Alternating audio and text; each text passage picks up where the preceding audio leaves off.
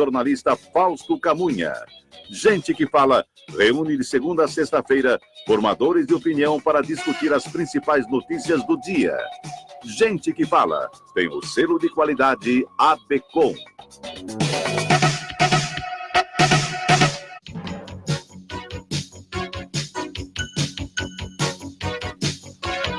Olá, ouvinte do programa Gente que Fala, 12:03, boa tarde, seja bem-vindo, eu sou Mauro Friesman, nós estamos no ar na Rádio Trianon, AM 740 de São Paulo e Rádio Universal AM 810 de Santos. Você nos assiste pelas redes sociais, no Instagram, @programa Gente que Fala, e no facebook.com/programa Gente que Fala. Curta as nossas páginas, acesse o nosso blog, gentequefala.com.br e participe pelos telefones, fazendo perguntas aos nossos convidados, 3289-3580 e 5052-5555. As linhas estão abertas a partir de agora para a sua participação. Eu apresento agora os nossos convidados de hoje. Aqui à minha esquerda, para você que nos vê pelas redes sociais, o Aldo Ávila Júnior. Ele é diretor financeiro do Sindicato das Empresas de Asseio e Conservação e também vice-presidente da Central Brasileira do Setor de Serviços. Aldo Ávila, seja bem-vindo. Boa tarde. Muito obrigado. Prazer estar aqui com vocês. Prazer é todo nosso. Também conosco aqui à minha esquerda, o engenheiro, administrador de empresas, Ernesto Bresi, consultor na área de estratégia e vendas. Ernesto, seja bem-vindo. Tá, muito obrigado, é um prazer estar aqui com vocês. Agora aqui à minha esquerda, Ailton Vendramini, engenheiro, consultor de gerenciamento, especialista em pequenas e médias empresas. Vendramini, bem-vindo. Um grande abraço e obrigado pelo convite. A honra é toda nossa. E fechando a mesa de hoje do Gente que Fala, o Paulo Pérez, presidente da Associação Brasileira do Mercado de Limpeza Profissional, Abralimp. Paulo Pérez, seja bem-vindo. Bom dia a todos, obrigado aqui por estar com vocês. Vamos lá ao nosso primeiro tema.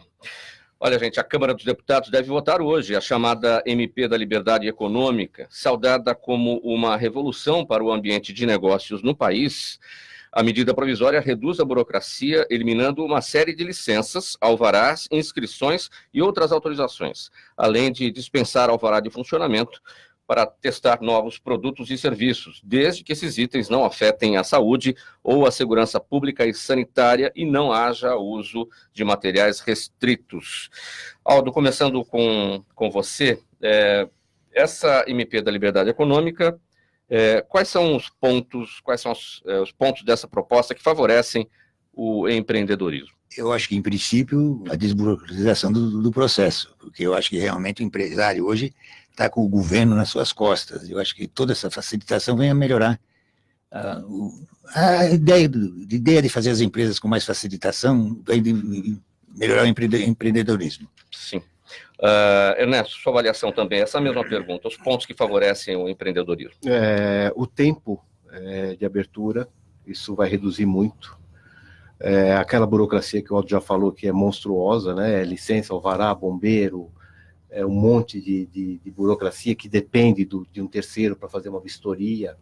Isso vai reduzir muito, eu acredito que mais de 50% do tempo. Hoje, para abrir uma empresa, uma indústria, o tempo médio é 404 dias. A ideia é reduzir isso para 50%, que é o tempo médio que os nossos parceiros aqui da América do Sul têm. Então, eu acho um ponto positivo é a redução do tempo e a desburocratização. Vendramini, seu entendimento?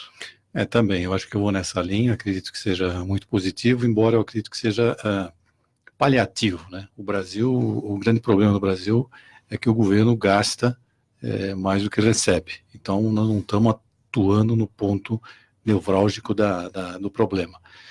Obviamente que essas medidas da reforma da Previdência, eventualmente da reforma fiscal, o ambiente político e o ambiente fiscal pode melhorar. E essas medidas, com certeza, vêm corroborar com o pequeno e médio empresário. Mas o que a gente precisa é um crescimento do PIB, né, para ser mais específico, e precisa uma redução dessa máquina. Paulo Pérez. É uma medida importantíssima para o nosso país. Eu sou empresário há 18 anos e iniciei a empresa há 18 anos, então você caminha a empresa e no caminho você descobre licenças que você vai tendo que tirar, vai descobrindo também. Então o empresário, pensando aí no pequeno, no médio empresário, ele hoje que está entrando no mercado, ele acha que ele tem determinadas coisas e, com o tempo, ele vai descobrindo novas licenças que ele tem que ter, ele muda de cidade, mudam as licenças, muda de estado, então acho que isso aqui vem para um ganho muito forte de produtividade para que o país possa gerar mais riqueza. E redução de custo também, né? A gestão de tudo isso, fazer a gestão de tudo isso é oneroso para o empresário. É absurdo. É absurdo. Então, eu acho que com esse projeto, eles dividiram, se não me engano, em 3 classes, né? Classe A, classe B, classe C, pequeno risco, médio risco, alto risco. Então, eles estão tentando ajustar isso de tal forma que melhore para os empresários. Eu vejo muito positivo isso. Sabe, Mauro, eu só acrescentaria um item aqui para reforçar esse ponto. O e-social, que foi um elemento criado pelo governo há alguns anos atrás, ele veio de uma maneira avassaladora para que as empresas se ajustassem a medidas e a controles que o governo fazia. E hoje, essa medida e também essas de simplificação do próprio e-social, mudando toda essa política, ela vai ajudar muito o mercado. Quando alguém pensa em empreender hoje no Brasil e, de repente, dá aquela recuada nessa ideia, nessa intenção, o que vocês acham? Isso significa que a pessoa se preocupa com essa complexidade do ambiente de negócio para poder empreender, ou é uma insegurança pela falta da cultura do empreendedorismo, que também é um problema no país? O que vocês acham? Eu acho que o custo do Brasil, o pessoal, quando começa a empreender, nem imagina o que vai passar. Então, vai empreendendo, e quando chega na hora, as coisas se complicam bastante. Eu acho que, realmente, a ideia de diminuir esse fardo para o empresário é muito útil. O que é isso? É fazer sem planejamento? É isso que acontece? O empreender hoje no Brasil é não planejar? É porque você entra e lá na frente, como o Paulo destacou, você vai descobrindo as coisas que tem pelo caminho? Eu acredito que alguns empresários agem dessa forma. Apesar que eu vejo também que essa tendência está mudando. O empresário, antes de iniciar um projeto novo, ele está estudando melhor, ele está tentando entender um pouco melhor o mercado, analisando seu concorrente, analisando esse fardo tributário que é monstruoso. Então, eu acho que essa mudança de visão do empreendedor tem facilitado para que ele tenha mais sucesso, apesar de que a gente sabe, né, que o índice de mortalidade das empresas nos 2 primeiros anos é muito grande no Brasil. Mas eu tenho visto, eu tenho acompanhado as pessoas terem mais sucesso, até em função de informações mais rápidas, a internet aí à disposição, podendo te ajudar. Eu acredito que o empreendedor hoje está um pouquinho mais estruturado para iniciar um projeto. O que eu vejo, Mauro, é o seguinte: é fácil você encontrar um empreendedor. Eu falo do pequeno e médio, que eu tenho bastante contato, onde ele fala, você começa a conversar com ele fala o que ele está fazendo, alguns até como estão fazendo. Mas a grande pergunta é, por que você está fazendo aquilo, né? Então eu acredito que tem aí pelo menos uns 4 porquês que o empresário deveria fazer uma lição de casa e responder de saída. O primeiro porquê, eu acho que seria, por que a empresa existe, né? Qual que é a missão dela? O que eu estou me propondo a fazer para atender, por exemplo, uma determinada tarefa do meu cliente, do meu consumidor.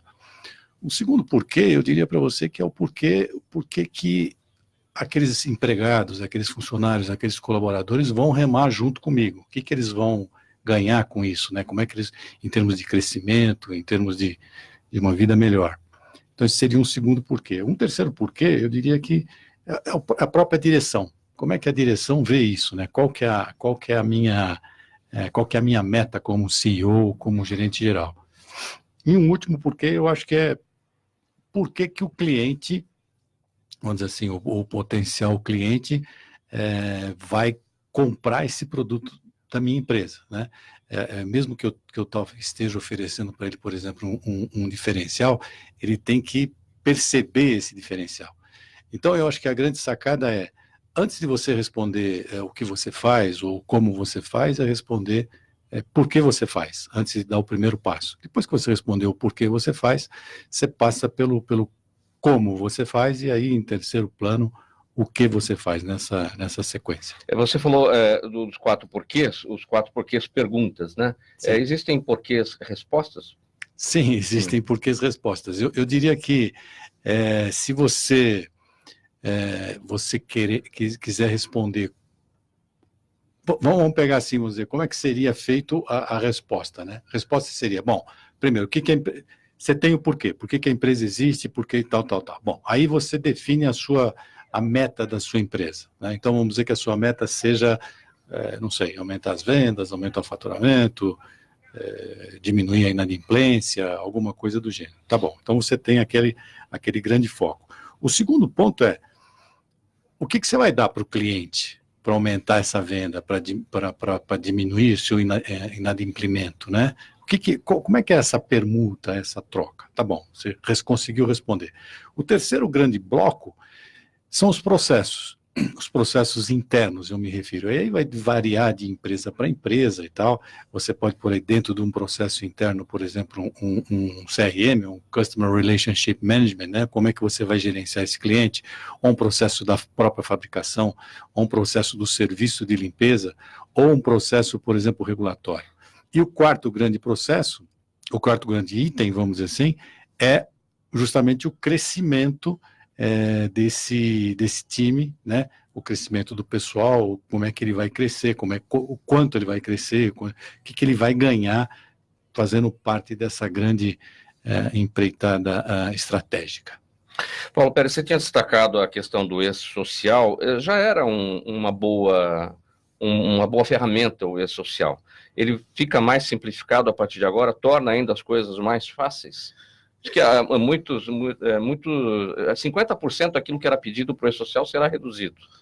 Foi importante essa decisão, porque complicou demais a estrutura da empresa. Nós investimos muito, todas as empresas investiram muito e criaram estruturas para poder implantar e atender uma demanda do governo. Então, se você analisar quanto de verba foi dedicada para a implantação desse processo, e muitas coisas não levavam a nada, né? Você tem que informar o governo quando vai ser férias do seu funcionário com 1 mês de antecedência. Então, são coisas que não fazem sentido o governo saber, né? Você tem que ter responsabilidade sobre a tua empresa, sobre tuas ações e seguir a lei. Então, eu acho que a simplificação ela vai servir muito bem para a parte de tributos, etc.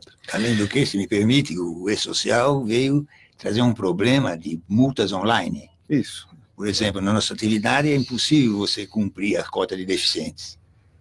Em atividade de limpeza e vigilância, como é que você põe um deficiente? Você teria que apontar lá o número de deficientes que você tem e o número que você deveria ter. E as multas viriam online em cima daquela falta de deficientes e o menor aprendiz. Eu acho que isso é realmente um custo Brasil extremamente grande. Até acrescento, por exemplo, eu tenho que comunicar férias de um funcionário com 1 mês de antecedência. Se não for feito, teria uma multa. E se o funcionário tiver um falecimento na cidade dele e falar, olha, me dá férias, por favor, hoje, eu não podia dar. Eu seria multado. Então, é uma penalização exagerada com questões desnecessárias para um controle que o governo não leva a nada. Não leva a nada. Sim, e o pagamento da folha de pagamento, por exemplo, era um absurdo. Você tem que fechar sua folha dia 25, para você poder informar ao E-Social tudo que se passava numa empresa. Imagine uma empresa com 20, 30 mil funcionários, como é que faz isso? É impossível. O setor de serviços é o mais beneficiado pela MP? Da liberdade econômica? Sim. Não, eu acho que todos os setores são beneficiados. Eu acho que sim. Todos os serviços são. Nossa atividade de limpeza, conservação, vigilância e mão de obra é uma atividade meia. Se melhorar para a atividade principal, melhora para a gente. Sim. Bom, seguindo aqui com o próximo tópico, resolveu tirar os projetos do papel e transformar as ideias em negócios lucrativos? É claro que não há fórmulas mágicas para o sucesso, mas especialistas podem dar dicas que encurtam sua caminhada e podem evitar desastres. O mercado e a economia têm tornado esses desafios cada vez mais difíceis, mas vale destacar que todas as grandes ideias surgiram de mentes empreendedoras que buscam seus objetivos com coragem e motivação. Olha, gente, eu li aqui que o mercado e a economia têm tornado esses desafios cada vez mais difíceis.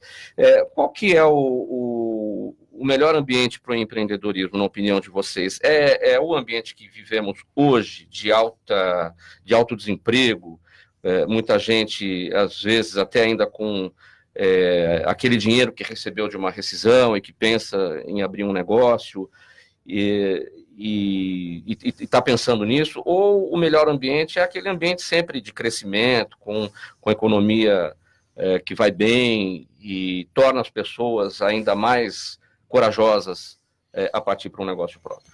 Eu acho que não tem espaço hoje em dia para amadores. Você, esse empreendedor que vem e diz que eu estou sem emprego e vou montar, que nem na novela, uma fábrica de bolo, isso não existe mais. Realmente as coisas... Vai quebrar. Vai quebrar. Na frente ele vai quebrar e vai deixar um passivo aí para o pessoal. Eu acho que por aí não é o caminho. Eu acho que o caminho é realmente você pensar muito bem antes de entrar em ser um empreendedor nesse país. Mas tem muita gente querendo abrir fábrica de bolo? Tem muita gente querendo abrir fábrica de bolo. Principalmente hoje na categoria informal, né? Tem muita gente. A gente vê no nosso mercado. O pessoal não entende nada e se mete a fazer limpeza de hospital.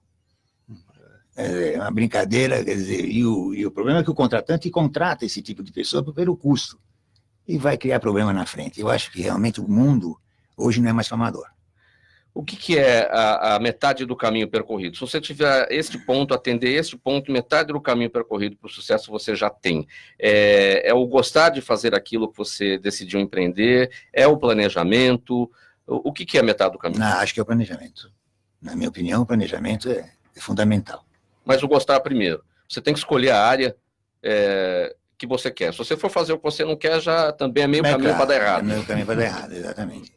Eu acho que a primeira coisa tem que gostar. Tá. Né? Sem aquela motivação, sem aquele prazer de você poder realizar, você, com certeza você não vai ter sucesso. Por exemplo, tem que gostar de fazer bolo. Tem gente que gosta de fazer bolo, tem gente que gosta de fazer limpeza. Então, o mercado, ele aceita, né, você ser criativo. Eu acho que você ser criativo, investir em mecanização, em projetos, em controles. Né? Tem muita gente que faz gestão da empresa com fluxo de caixa, não com resultado. Então, se tem dinheiro no caixa, dá resultado. Se não tem dinheiro, não tem resultado. A gente sabe que hoje você tem que ter estrutura, mesmo a menor que seja, de gestão, de controle, de acompanhamento, de você estar na frente do negócio. Mas eu acredito, Mauro, que você tem que também ter um diferencial, né?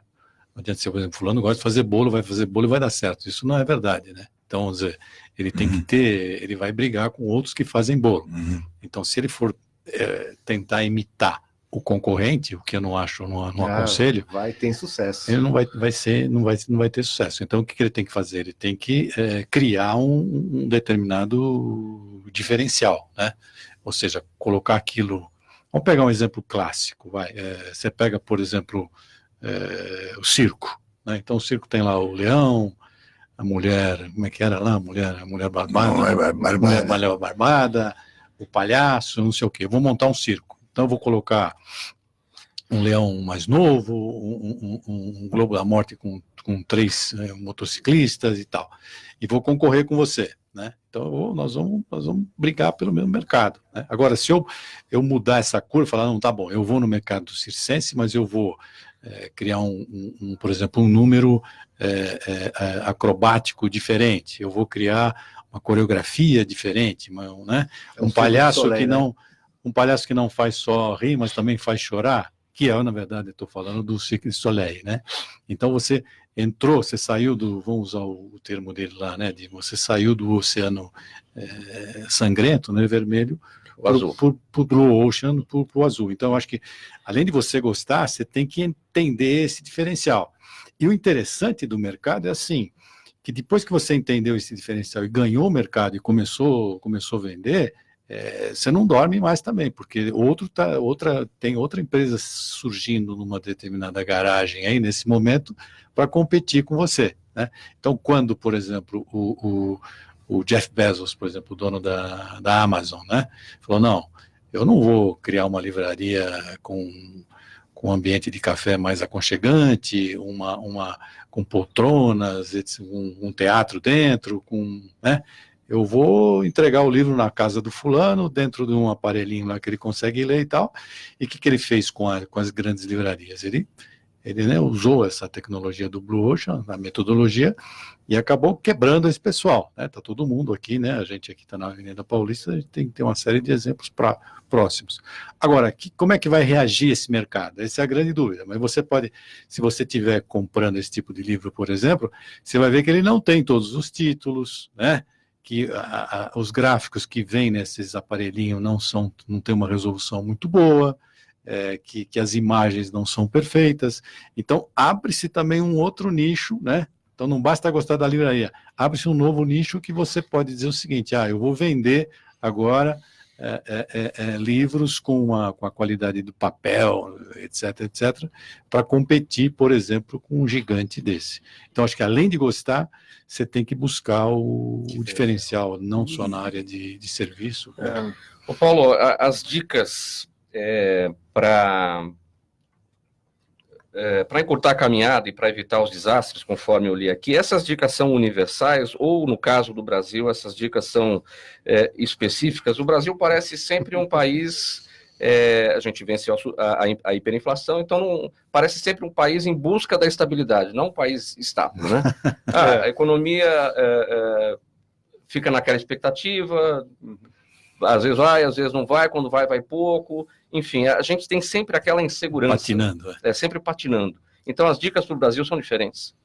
Acho que o Brasil não é para amadores, né? Mas todas as regras aqui faladas de gestão, de gostar do que faz, de criar um propósito para a empresa... mas se virar no Brasil é ser profissional, né? Se conseguiu se virar no Brasil, ser profissional. Tem que ser brasileiro, tem que ser profissional em Brasil, né? Eu acho que a gente tem um país maravilhoso, com um potencial fantástico, quando a gente compara com outros países também em desenvolvimento, como China, Índia, etc., Turquia.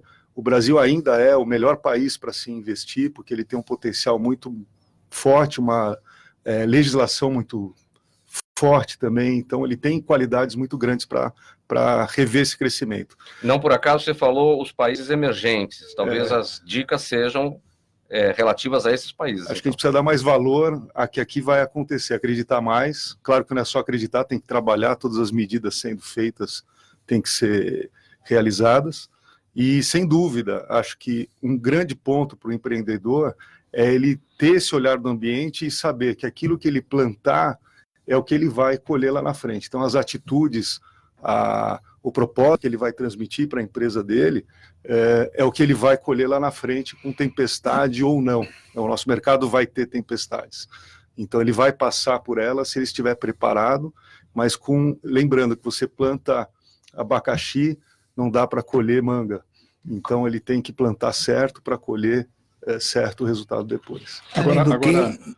Agora Mauro, dinheiro no mundo existe, né? Então, se a gente... Eu não sou nenhum especialista em finanças, mas a gente vê por aí que eles falam em 13 trilhões de dólares aplicados em contas negativas, né? Ou seja, o dinheiro não vem e está perdendo valor lá fora. Quer dizer, por que ele não vem? Ele não vem porque, vamos dizer assim, a gente está engatinhando aí com essas reformas, né? A gente falou aqui no começo que era um país que gasta mais do que recebe, mas, vamos dizer, o Brasil precisa crescer. Ainda é um país do futuro, né? Ainda precisa crescer. Eu gosto de ler jornal atrasado, né? Eu tenho essa mania. Então eu pego um jornal, por exemplo, de 6 meses, 7 meses e tal, e começo a ler, né? Então você pega, por exemplo, o jornal de janeiro e pega, por exemplo, as previsões dessas grandes corretoras, não vou citar o nome aqui para não mas é difícil achar um que fala, não, o Brasil não vai crescer 3% esse ano, né? Difícil você achar né? Uma corretora que não diga isso. E aí você está ali patinando em 0,8, 0,81, 0,82, depende do boletim do Focus que sai na semana, né? Nós estamos ali naquele, como você falou, né? Patinando. Então, acho que a gente, além de mostrar lá fora que a gente, por exemplo, está com as contas em dia, né? Que a parte burocrática foi equacionada, que a parte fiscal foi equacionada, que a previdência foi equacionada, tem que mostrar que vamos crescer, que é um lugar bom para crescer, né? E eu acho que esse é o grande ponto, para esse dinheiro migrar para cá, seja na área de concessão, de privatização, e esse país virar um boom, né? Vamos dizer, Nova Não América. precisa ser notícia, né? Aqui em São Paulo, uma grande fábrica que está sendo implantada virou notícia. Eu acho que não precisa, o Brasil não precisa disso. Mas você veja aí que são empreendedores que estão extremamente capitalizados. Eu acho que o grande problema do Brasil também é o custo do dinheiro. Você pega um empreendedor pequeno hoje, que ele está desenvolvendo um trabalho muito bom, ele vai pôr o detergente no supermercado, o supermercado pede 120 dias de prazo de pagamento. Ele tem qualidade, ele tem produto, ele é um empreendedor sério, não é amador, mas não tem dinheiro para isso. Como é que ele segura uma fatura 120 dias? Que é o problema do mercado hoje. O pequeno empreendedor, hoje, se ele não tiver um custo de dinheiro mais barato, ele não vai vingar. Ele não tem esse capital. Na verdade, quando a gente fala do custo do dinheiro, da taxa Selic, que caiu de 6,5 para 5 e tal, não caiu para nós aqui. Claro que não. Para nós é que não caiu. Esse é o grande problema. Então, você não vê diferença, né? Não, vai que chegar a 5 no final do ano, a 5,5. Mas eu que sou empresário, eu não vejo isso. Eu vejo o cartão de crédito a 4. Quer dizer, o que falta, na verdade, é você ter essa taxa de que seja 6,5, né? Mas, pô, que lá na outra ponta... Mas que no cheque especial e no cartão de crédito os juros sejam... Entendeu? Que chegue para o consumidor, claro. né? Tem que chegar para o empresário. Esse é o problema. Então, por que não chega? Não chega, vamos dizer assim, porque tem pouco player nesse mercado, tá certo? Por uma série de razões aí que a gente não sei se consegue chegar num acordo, mas não tem competição, essa é que é a verdade. Então, por exemplo, eu vejo o pequeno e médio brasileiro, ele precisa de 20 mil reais, 30 mil reais, ele entra no cheque especial, e quem que paga isso? 7% de juros ao mês. Quem que paga? Mas nem cocaína, né? Dá isso, entendeu? Então é loucura pro É que nós estávamos conversando antes de aqui. Eu acho que realmente o mercado brasileiro vai se dividir em duas etapas, em duas grandes fontes de empresas. As grandes, que têm capital suficiente para segurar essa fatura de 120 dias, e as pequenas que vão trabalhar na quitanda. A taxa Selic cai, o juro para nós aqui embaixo não muda, nem no cheque especial, nem no cartão de crédito, e o investimento também, aquilo que você coloca no banco também, acaba não rendendo mais aquilo Quando que a taxa Selic cai, o maior beneficiado é o governo. É claro. Porque é ele que deve mais. Então ele está pagando menos. É o juro da dívida pública. É o juro da dívida pública. Então esse cara ganha milhões, né? Agora, a gente aqui não sente eu acho que esse é o grande ponto. Se eles conseguirem operacionalizar esse juro para a ponta, para o pequeno e médio empresário, aí sim. Agora vamos trazer um pouquinho aqui para o popular, já que o Aldo puxou a história da fábrica de bolo. Essa ideia de fábrica de bolo, como a gente vê na novela, é que você falou, né? Tudo é planejamento. Não importa se é fábrica de bolo, qualquer coisa é o planejamento. Mas o fato disso estar na novela, isso incentiva o empreendedorismo, chama atenção, seja para uma fábrica de bolo, para qualquer outro tipo de chama negócio. atenção. Eu acho que sim, realmente incentiva. Eu acho que o pessoal, dependendo da informação, não sei se ele vai fazer fábrica de bolo, mas ele vai começar a tentar... Vai começar a pensar nisso. Pensar nisso, exatamente. Sem pensar em custo, Brasil sem planejamento, sem nada, mas ele vai tentar pensar. Eu acho que é um grande sonho hoje de todo mundo é ter sua empresinha, né? Ele não sabe as dificuldades que vão ter depois. Porque eu acho que esse é um outro problema. É outro problema, depois eles vão sentir. Agora, o que eu acho realmente é que nós estamos chegando num ponto de ter grandes empresas e empresas miúdas. A faixa do meio, que eu acho que é aquela que poderia competir com a empresa, estou falando em detergente, a empresa que fornece o detergente para o supermercado, a grande empresa ele não tem mais condições. Ele não segura mais isso. O Brasil deveria ter um BNDES voltado às empresas médias e pequenas. E aí cria informalidade, né? Exatamente, vai na informalidade. Então, mas o que o sonho é sonho, se não for sonho seria realidade, né? Então, isso é o que atrapalha. Você tem o sonho, você não imagina que lá na frente a realidade vai te trazer coisas que o sonho não previa. Claro, você não vai saber que você vai precisar do registro da Anvisa e ele não sai. E aí o cara vai na sua empresa e você tem 5 litros de detergente, ele te multa em 10, e aí a coisa vai virando. Eu acho que o Brasil precisa muito ainda em termos de... Mauro, eu lancei um empreendimento em uma cidade aqui no interior, que era um loteamento industrial. Foram exatamente 8 anos para conseguir a licença ambiental. 8 anos. Eu tenho pastas e pastas e pastas lá de documento, muda a lei, não sei o quê, manda o documento e volta e não sei o quê. É o meu recorde, tudo bem, não é um caso, mas foram 8 anos para conseguir a licença. Então tem de tudo nesse meio. Então o empresário, quando ele sai ele não está pensando nisso, ele está pensando como é que eu vou satisfazer, como é que eu vou ajudar, como eu vou fazer, e na hora que ele vê, ele se depara com uma série de variáveis, eu diria para você, 70% das variáveis hoje que o empresário, ele não tem condição de gerir, de inferir sobre aquilo. Ele tem 20%, 30% só que está na mão dele e o resto está fora.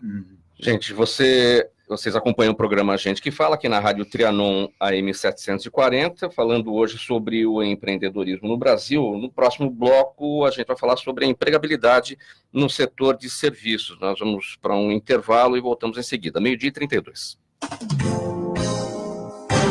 Você está ouvindo Gente que Fala. Campanha do sarampo. O sarampo começa com manchas vermelhas e pode levar à morte. Se você tem de 15 a 29 anos e mora nos municípios de São Paulo, Santo André, São Bernardo, São Caetano, Guarulhos e Osasco, procure a UBS mais próxima até o dia 16 de agosto e vacine-se. Não brinque com o sarampo. Governo do Estado de São Paulo. Estado de respeito. De volta aqui na Rádio Trianon AM 740, 12h33 agora, você acompanha o programa Gente que Fala. O setor de serviços segue crescendo. No entanto, os números não têm se refletido na criação de empregos. Isso porque, segundo alguns analistas, o Brasil não investe em ações para informar os profissionais sobre as necessidades reais de trabalho, criando um descompasso entre o que as empresas buscam e o que os trabalhadores podem oferecer. Gente, a gente está falando nesse tópico aqui dessa questão de que tem muita gente procurando trabalho, não tem capacitação, e tem muita vaga sobrando porque essa vaga necessita de uma mão de obra capacitada e essa mão de obra capacitada não aparece? Eu acho que o setor está crescendo, né? Não tanto quanto gostaríamos, mas o Brasil precisaria crescer mais para o setor crescer ainda melhor. Mas cada vez mais você tem mais tecnologias colocadas, informatização, automação em serviços e nas diversas áreas, e de fato a gente muitas vezes precisa ter aí a mão de obra mais qualificada para poder estar atendendo as novas demandas, né? Pensando no dia de hoje, acho que ainda você tem uma quantidade, uma massa de trabalhadores qualificada o suficiente para entrar, mas é uma peneira que cada vez vai ficando mais difícil. Acho que é um papel nosso como sociedade trazer parte dessa equipe, né, dessas pessoas para esse novo nível de serviço. E é isso que trava essa empregabilidade no setor? Eu creio que se é um ponto que está sendo colocado, sem dúvida esse é um fator que ele é considerado. No setor de serviços de uma maneira geral, mas no seu setor, por exemplo, setor de limpeza, quais são as capacitações necessárias na sua área? O setor de limpeza, mundialmente, ele é um setor de entrada, tá? Então você exige uma qualificação, ele tem que ter um treinamento adequado, isso as empresas, as equipes buscam ter esse treinamento e fornecer, mas ele não é um treinamento de alta qualificação, assim como uma construção civil também existem vagas de entrada no mercado. Mas a cada dia que passa, você vai mecanizando mais, você vai tendo mais equipamentos, e você exige aí uma qualificação diferente, não só do funcionário que vai entrar, mas das lideranças que estão na sua equipe, na sua empresa. Com o mercado exigindo cada vez mais das empresas, né, redução de custo, a tendência foi no setor de serviços reduzir a quantidade de pessoas, de mão de obra. Então você tem uma mecanização maior. Essa mecanização maior exige que o funcionário tenha um treinamento talvez um pouco mais específico. Para aquela mecanização. Além da exigência, né, das empresas, o Paulo sabe bem isso, de gestão, de controle, porque senão você é penalizado, tem sistemas de gestão de notas, né, se você atingiu aquela nota, você recebe a fatura inteira, se você não atingiu, que são os SLAs, tem várias denominações. A meritocracia. Então, cada vez mais você tem que ter pessoas que consigam fazer a gestão, não só a limpeza. Então, no final, a gente até falava, né, que os nossos gerentes, o nosso pessoal de operação, simplesmente um cara que traz e leva papel para tudo quanto é lado e tem que fazer a gestão de tudo isso, e você tem que trazer isso à realidade de custo, né? Então, mecanização, gestão, controle cada vez mais eficiente. E não só isso também, existe o desemprego tecnológico, que a gente tem que considerar que a área de serviço fica no meio disso, ela é uma atividade meio. Se você, vamos dar um exemplo prático, se a General Motors não fizer carro, não limpa a General Motors de noite. Acabou o terceiro turno, você dispensa centenas de pessoas, além do desemprego tecnológico, é uma verdade. Hoje você, numa fábrica, você hoje tem robôs que jogam a raspa lá do produto num lugar que você não precisa nem limpar. Então existe, no mercado existe esse problema também. Sim. Certo? E realmente o mercado de atividade meio, limpeza e conservação e vigilância, esse tipo de mão de obra que emprega a base da pirâmide, que eu acho que é realmente um problema nacional. Hoje nós temos, no sindicato, estamos fazendo cursos de formação de alfabetização do pessoal. Porque você não pode hoje mandar um limpador ao sala de limpeza fazer uma limpeza que se tem os baldes todos iguais, você tem que fazer as etiquetas coloridas para ele saber que aquilo lá é um detergente e não é sei lá, qualquer outro produto de limpeza. Ele não sabe ler. Então, já temos feito algumas empresas fazer isso por cor. Então, veja as dificuldades. Agora, é uma atividade meio. Se o país vai bem, atividade de limpeza e conservação, vigilância, mão de obra, vai bem. Ou seja, qualquer atividade fim que vai bem, lógico, resolve a atividade meio. Melhora, né? Melhora. Atividade Melhora. Mas esse mesmo funcionário, hoje, também ele vai ser demandado, começa a ser demandado para operar ou para dar um restart amanhã num robô. Ou o uso correto de produtos que você não conhece na sua casa, né? Então são diferentes. Então essa qualificação, essa preparação, ela é mais simples quanto melhor a qualificação das pessoas do mercado de trabalho. Vendramini, para fechar esse tópico, essa questão da capacitação, você tem as vagas, mas não tem a capacitação necessária. Eu acho que se você pegar, por exemplo, na década de 70, eu que sou lá do Paleolítico Inferior, né? Você pega naquela época lá, o que a gente via? A gente falou em China aqui, na Coreia, né? Esse pessoal estava, se não estava igual ao Brasil, estava atrás do Brasil, né? Então houve uma aproximação, por exemplo, da universidade com a empresa, né? Com a sociedade, e você criou aí um investimento, né? Hoje o Brasil, por exemplo, nós estamos investindo 15,5% do PIB, né? Uma taxa, em 2017 investimos 15%, uma das taxa mais baixa da década, né? Nós não tem investimento, né? Infraestrutura, não tem investimento em pesquisa, não tem investimento, né? Você pega hoje, por exemplo, em 2013 ou 2015, você que teve aquela reunião da ONU que definiu quais eram os ODS, lá, os Objetivos de Desenvolvimento Sustentável, que definimos 17 objetivos sustentáveis, e depois, aqui no Brasil, definimos que o IPEA ia acompanhar esses índices, né? Então você vê que nós estamos, se você pegar aquilo lá, e são 170 índices, metas, em cima desses 17 objetivos criados pela ONU, nós estamos tudo abaixo, né? Investimento em pesquisa, em desenvolvimento. Então a escola está longe da indústria, a indústria tem esse trabalho de treinar, de alfabetizar, de fazer, né? Que na verdade, em tese, não deveria ser uma missão do empresário. Custo Brasil. Deixa eu fazer uma pergunta, Vendramini, não sei se está dentro do seu escopo, mas certamente tem muito motorista de aplicativo agora nos ouvindo no trânsito. Essa ideia agora que surgiu de que o motorista de aplicativo poderá se formalizar por meio do MEI. É importante? Acho que sim, essa é uma indústria que está nascendo, né? Os grandes aplicativos, por exemplo, no caso do Uber, é uma das empresas que mais dá prejuízo no mundo, né? Então, vamos dizer, eu não sei o último balanço, eu vi alguma coisa em torno de 5,2 bilhões de dólares de prejuízo do Uber no último balanço.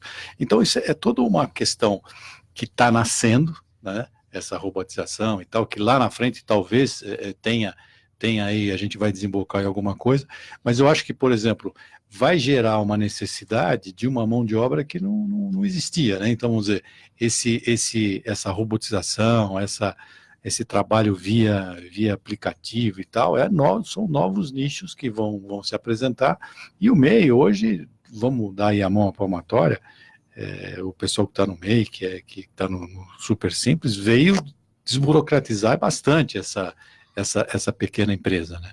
Isso foi muito, muito positivo.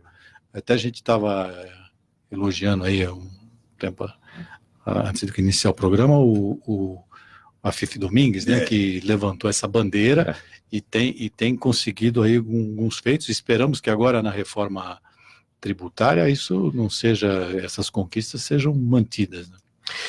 Próximo tópico. Regulamentada pela Anvisa, a limpeza nos hospitais é considerada, por causa de sua importância e complexidade, uma das mais críticas e que reivindica um grau maior de especialização.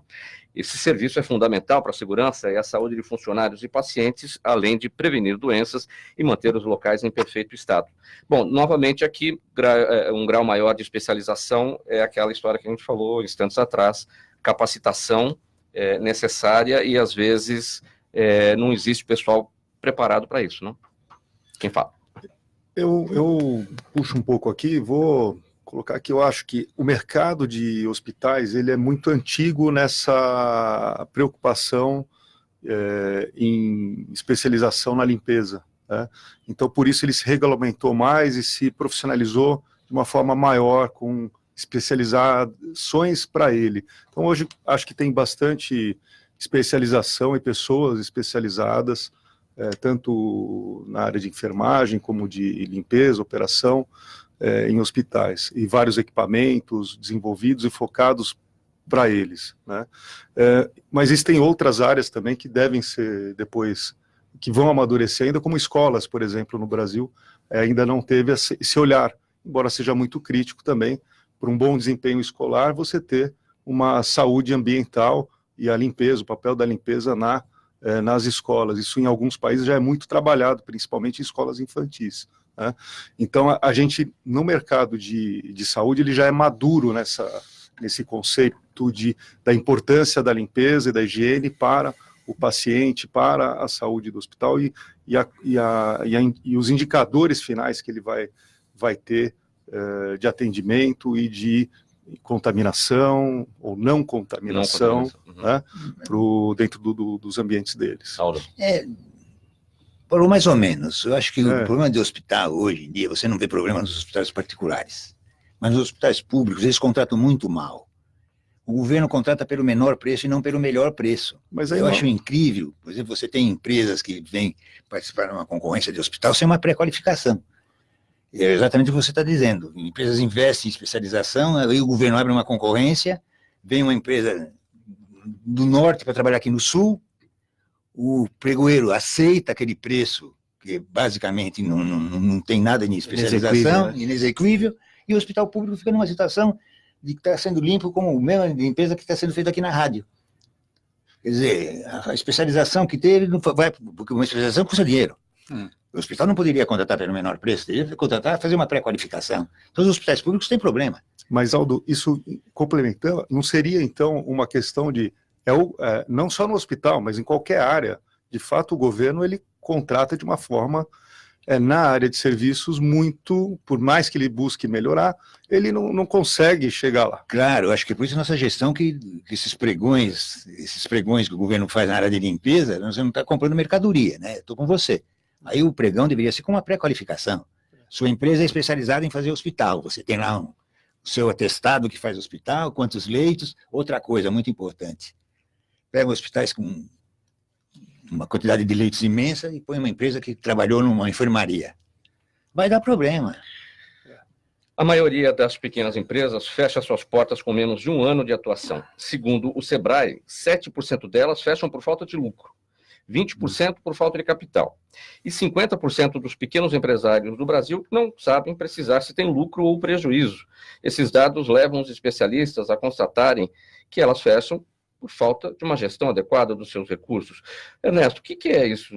Os empresários não sabem precisar se tem lucro ou prejuízo? Não entendi. Isso realmente ocorre pela quantidade de empresas que fecham num curto período após a sua abertura. Se você tem lucro, você não vai fechar. Então, talvez seja até difícil de explicar, mas o que as empresas hoje, eles imaginam uma situação e quando realmente entram no mercado para vender seu produto ou seu serviço, não conseguem fazer a gestão do que recebe.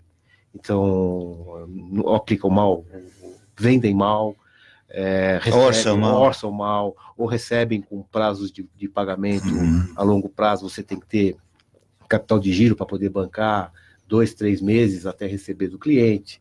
Então, no papel, né, quando você faz um estudo, você coloca aquele mundo perfeito, né? E quando você vai na vida real, você vê que não é bem assim como é que estava sendo planejado. Além disso, todos os imprevistos que ocorrem no meio de um trajeto, né? E aí não tem capital de giro, vai para o banco, reclamação trabalhista, que é um absurdo nesse Qual é a país. principal dica para um bom orçamento? Como saber negociar? Porque existe um limite ali e muitas vezes eu preciso trabalhar e eu tenho a minha concorrência, eu vou estar forçando para baixo e aí você acaba às vezes cedendo no preço. Isso ocorre muito, eu acho que em todos os setores, né? O setor de limpeza e conservação não muda isso. Eu acho que os empresários têm que se conscientizar que ele tem que ter aquele lucro mínimo. E que se você não trabalha em cima de uma margem, você está acumulando prejuízo. Você pode estar atendendo o cliente, mas está trazendo prejuízo para o seu negócio. E aquele prejuízo é seu, não é do cliente. Então, é negociar bem, reduzir os seus custos para que você tenha um preço competitivo, mecanização, treinamento. Por um lado, você tem um investimento, por um lado, você tem um resultado melhor. E realmente, é como o Ailton falou, mostrar para o cliente por que ele está comprando de você, qual é o seu diferencial.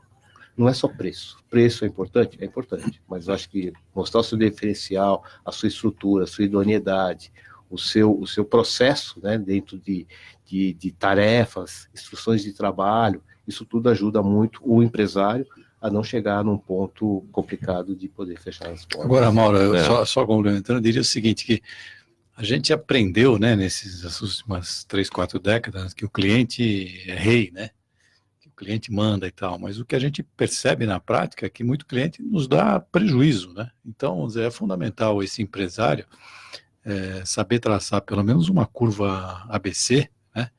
E esses clientes que estão no lado C da curva. Explica essa curva ABC.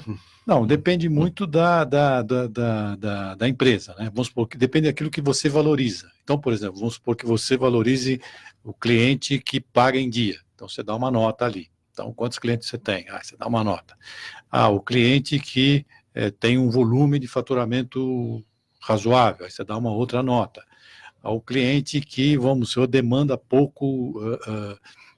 pouca reclamação, você dá uma outra nota. Vamos supor, você vai criar 3, 4 variáveis no máximo, mais que 4 não é viável, e você vai dar várias notas. E aí você, por exemplo, vamos supor que a nota máxima seja 5. Então, o cliente que está situado de 1 a 3 está na faixa C.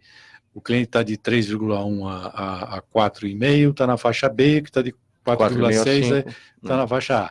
Então, esse cliente da faixa A é o cara que te dá lucro, é o que te mantém. Aquele da faixa C é aquele que mais reclama, que te dá prejuízo. Então, depende desse empresário, ele tem que, se não cortar o cliente da faixa C, vou dizer de uma maneira bastante pragmática, ele tem que dar mais atenção para aquele que lhe dá lucro, tá certo? O cliente A ou B. Então, eu acho que, às vezes, o empresário que está começando, como a mesmo gente falou... que esse grupo seja, hipoteticamente, 20%, você tem que dar atenção mais àqueles 20% que te dão lucro do que os 80% que te dão prejuízo. É isso aí, não adianta você... É difícil, né, trazer de uma faixa para outra. Você pode tentar, né, aumentar esse ticket médio aí desse cliente, né? Existem algumas ferramentas para tentar fazer isso. Mas, às vezes, não. Às vezes é um cliente que não adianta, te dá prejuízo. Então, por que você vai atendê-lo, né? Então, e quando você vê, quem quebra é você, não é o cliente continua lá, né? Gente, perguntas do público. Paulo, a Carla de Santo André quer saber se é possível ser uma empresa inovadora e criativa no setor de limpeza. Eu acredito, Carla, que todo setor existe espaço para inovação.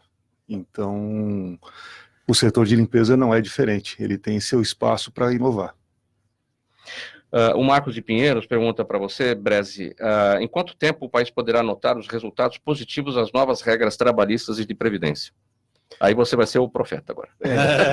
Não, pelo que a gente tem acompanhado, pelo que tem lido, melhorou muito, né? Principalmente as trabalhistas.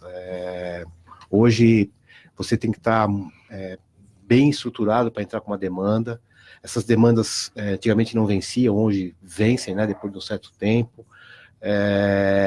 O advogado tem que estar bem estruturado para fazer uma acusação a favor do seu cliente, porque senão ele pode ser penalizado. Então, eu acho que isso tem moralizado. Eu acho que o resultado é muito curto prazo. Muito curto prazo? Eu acredito que sim. Então, a gente está deixando essa coisa de que no Brasil você tem que ficar ali, de profecia mesmo. Eu acho que vai acontecer. Pelo que a gente tem lido, né, a quantidade de processos trabalhistas reduziu drasticamente, porque qualquer um entrava sem qualquer motivo, ou motivos simplórios. Hoje não, hoje você tem que estar estruturado, você tem que ter razões para poder entrar com aquela demanda. O Jaime do Jardim Bonfilholi pergunta em que medida um país com um governo democrático pode receber mais ou menos investimentos. Eu acho que a partir de você tendo uma segurança jurídica, eu acho, por exemplo, a reforma da Previdência é um ponto. O dinheiro no mundo está sobrando. Precisa só ter credibilidade no país para fazer esse dinheiro girar por aqui. Eu acho que as reformas é um problema que a gente vai resolver. Acho que o custo do Brasil é um outro problema. Você estava discutindo aí, por exemplo, encargos sociais. Encargos sociais, eles vão de 69 para 85, quer dizer, se uma pessoa orçar mal o encargo social, já está tomando prejuízo. É certo? Eu acho que realmente nós temos muita chance aqui com essas reformas. Eu acho que o dinheiro está aí e eu acho que de repente ele pode migrar aqui pelo Brasil. Vendramini, a Juliana da Pompeia pergunta se a tecnologia vai ajudar a criar mais empregos. Depende, né? Eu acho que essa é uma boa resposta de consultor, sempre fala depende. Mas ela vai criar, mas para um público muito específico, né? E outro público, vamos dizer assim, infelizmente, vai ficando para trás, né? Qual é o específico que vai ser beneficiado e qual que vai ficar para trás? Não, aquele que, por exemplo, começar a estudar, você vê, nós estamos migrando para a inteligência artificial, né? Hoje essas pequenas empresas que usam a informática, que usam, né, essas linguagens que tem no mercado, estão crescendo, né? A gente falou que a situação de empregos está ruim, né? Tem 13 milhões de desempregados, mais 5 milhões aí de desalentados, né? Mas você pega, por exemplo, na área de programação, é difícil você achar um técnico bom aí, se achar vai pagar caro, né? Então está abrindo aí um nicho de mercado, né? Agora, aquele que não se qualifica, que não dá um passinho à frente, que não é proativo, né, que está na base da pirâmide, é um problema sério. Esse vai ficar cada vez mais sem emprego, porque tudo aquilo que é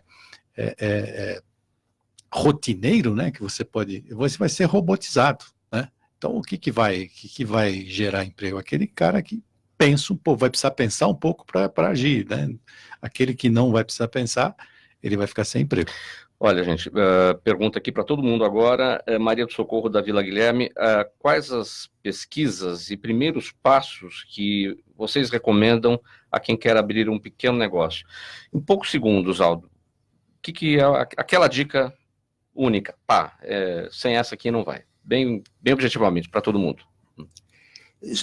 Iniciar um negócio daquilo que ela já tem conhecimento. Sim. Se ela for uma costureira, abrir uma empresa de costura. Fazer o que gosta. Fazer o que gosta.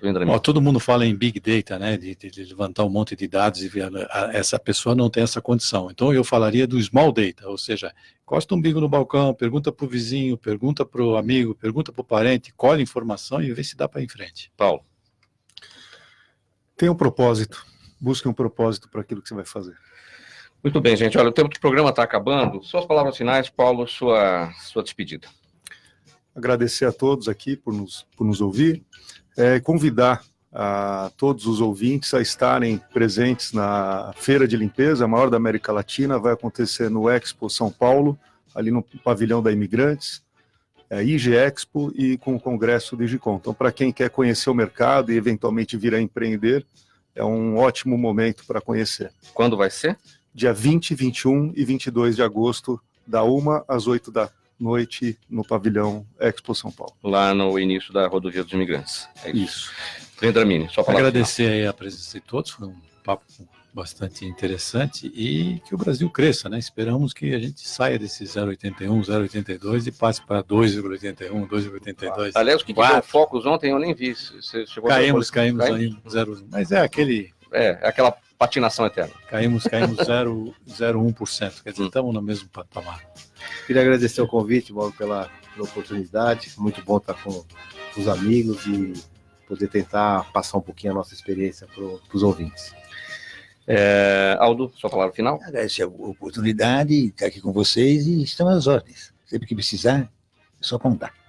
Muito bem, o agradecimento em nome da equipe do programa Gente que Fala, a presença de vocês, a gentileza com o ouvinte do nosso programa, o Aldo Ávila Júnior, também o Ernesto Bresi, o Ailton Vendramini e o Paulo Pérez. Na mesa de som, o Cléo Rodrigues, apresentação minha, Mauro Frisman, pauta e redação Pedro Schiavon, diretora de produção Azenilda Salvato, direção-geral do jornalista Fausto Camunha, do outro lado do programa Gente que Fala, você, ouvinte, que é a razão da nossa presença aqui. Fique agora com o Caio Sorriso Show, alegrando seu início de tarde. Obrigado pela audiência. Tchau, até o programa de amanhã.